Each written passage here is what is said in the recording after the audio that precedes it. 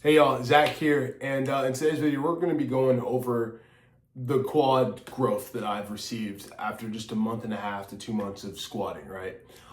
If you don't know, I have my legs are probably one of my worst part of my body. Obviously that goes for a lot of people, but me being 6'4", it's very striking, right? Like here's pretty much me flexing my quads.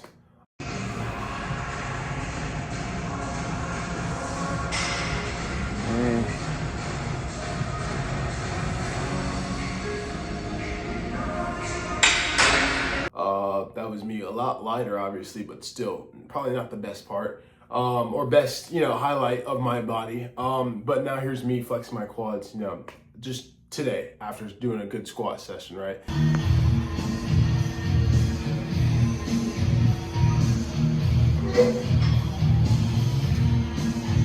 And I've noticed after 2 months of squatting, I've seen my legs get a lot more defined, right? And I'm very excited. And the funny thing is, though, I do low bar squats, right? And as most of you know, low bar squats has a little bit more emphasis on your posterior chain compared to your quads, right? When you're comparing it to high bar squat, right? High bar squat is probably one of the most preferred methods when it comes to increasing your quads, but low bar squat will get the job done anyway, right? Like if you were lacking your quads anyway, low bar squat's going to obviously add to it because you're getting a lot of good knee flexing when you're squatting. And the cool thing about low bar squat is it hits your adductors, right? The inner part of your thigh, which adds to the thickness of your leg, right? Like here's an image of pretty much my leg looking pretty decent, right? Again, I wouldn't say I've always had bad quad genetics. I've always had the teardrop. Like here's an image of me having the teardrop right here. It's just the size, the growth and thickness of my quads weren't always there, right? And after adding low bar squat, I can't say enough how fucking mad I am for not adding this sooner, right? I've always been, one of the dudes who were like, oh, the risk to reward ratio isn't there, right? And I remember I got injured doing Smith machine squats. I just always stayed away from it, but I was dumb. I didn't really know what I was doing. But now I do, and I wish I started it sooner. I just can only imagine how much bigger I'd be now, right? And this is only 2 months into my squat journey, and I fucking love it, right? Again, the goal is a 500-pound squat, and I can imagine what happens when I make 500 look like 315, dude. My quad's probably gonna look insane. That's something I'm really looking forward to, and I 100% recommend you to start adding squats, right? Again, squats, low bar squats, just by itself, increasing your quads isn't going to be enough. And the cool thing is, here is my workout program that will go more into depth about it. Again, it's only $5, less than a Big Mac, but more fulfilling. But you obviously have to add your accessories in, right? And the accessories I would recommend is obviously like a hack squat or a pendulum squat if you don't have, one or the other, and then leg extensions. Really, those are only 3 things I do for my quads, right? There's also, other squat variations that you can do on the incline or on the Smith machine, like, sissy squats, which heavily emphasizes your rectus femoris, which is pretty much like the teardrop muscle.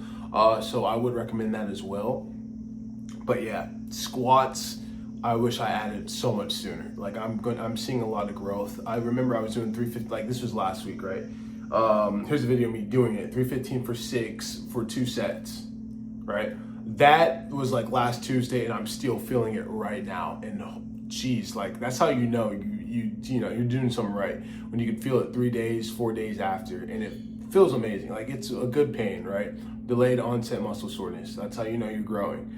And I'm excited. I'm really excited to see how big my legs get, right? Yeah, as a 6'4" person, legs have always been a pretty difficult thing for me. And it's always probably one of the reasons why you see me wearing pants all the time, right? But not anymore. I plan on this summer having like just a nice quad sweep, a lot more thicker, meatier quads. I'm excited, right? Again, I 100% recommend doing squats. If you want to do like straight hypertrophy, I would recommend maybe doing high bar squats because again, it emphasizes your quads in a much more manner, right? Because you're in a more upright position, your torso's more upright, and you're having a lot more, knee over toe flexion, right? Whereas low bar squat, you're still getting amazing emphasis, but again, it puts a lot more load on your posterior chain, which is why a lot of powerlifters like to do low bar squats because they can lift heavier weight, right? And when it comes to powerlifting, the only thing that matters is how much you could pick up, right? Or how much you could, execute. But again, if you're a power builder like me, low bar squats will still do the job, right? Just make sure you throw in your accessories and stuff like that. And yeah, I'm excited to see what I can do within 3 months, 4 months, shoot, maybe like obviously in a year from now too, as long as I keep at it, and I will. I love being consistent. I love the gym, and the gym is the one place where if you put enough time into it, it will, like, the return on interest is amazing, right?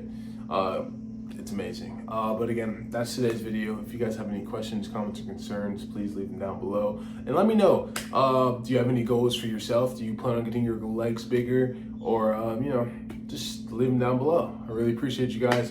Hope you have a good day. And yeah,